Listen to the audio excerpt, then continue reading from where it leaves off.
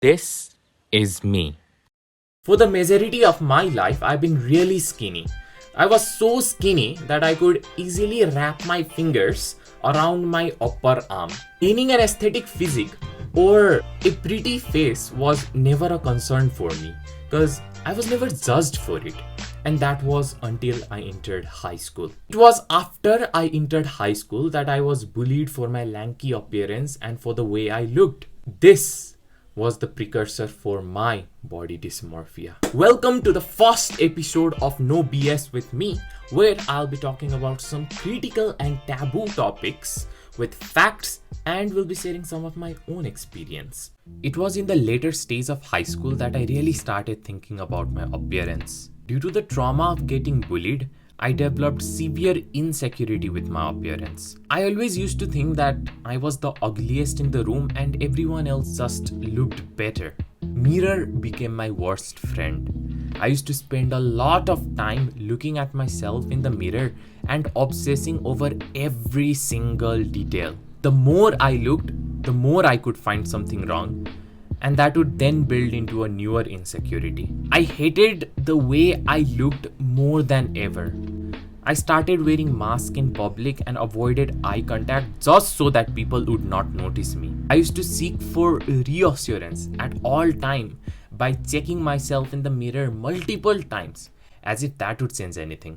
As a social creature, it is in our DNA to try to fit in with others. We try to compare ourselves with others and compete with one another to climb the social hierarchy. And there is absolutely nothing wrong with a healthy dose of comparison and competition. But in this new era of social media, only those at the top of the food chain end up getting all the attention. The top 1% of people that we follow for hours in social media every day end up wiring our brain to believe that those are the people we are supposed to compare ourselves with.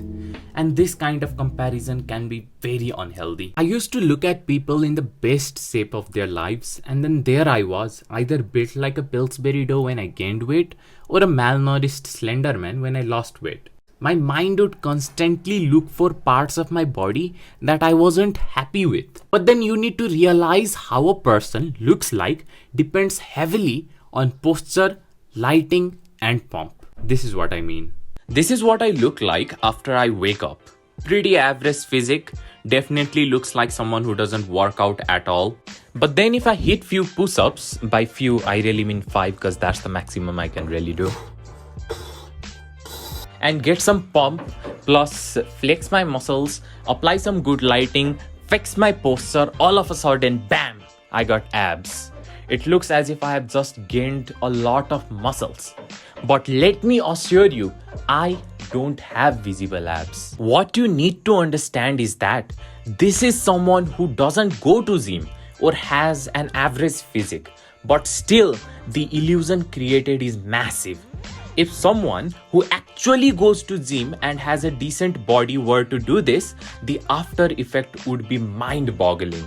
It's completely natural for people to put the best versions of themselves in social media. But for those who are intaking it, should take it as a source of encouragement rather than using it to put even more psychological stress on yourself. Unfortunately for some, body dysmorphia disorder can be much worse than we can ever imagine. You have women who put themselves through risky plastic surgeries to change how they look because the shape of their nose or the shape of their lips haunt them. There are men with muscle dysmorphia who end up taking steroids to grow bigger. One study of 100 hair transplant patients published in Acta Medical International Journal found 28% of hair loss patients suffer from body dysmorphia disorder, which is higher than the 20.7% of those seeking nose surgery. But the worst part is that even after getting plastic surgery, people with body dysmorphia disorder still see themselves as their psychologically created ugly version. Even after getting on steroid cycle and getting bigger, they are still not satisfied and put an even bigger standard to cross in front of them. I didn't want to get stuck in this phase of life forever. So I forced myself in revealing my face and maintaining eye contact while talking with people.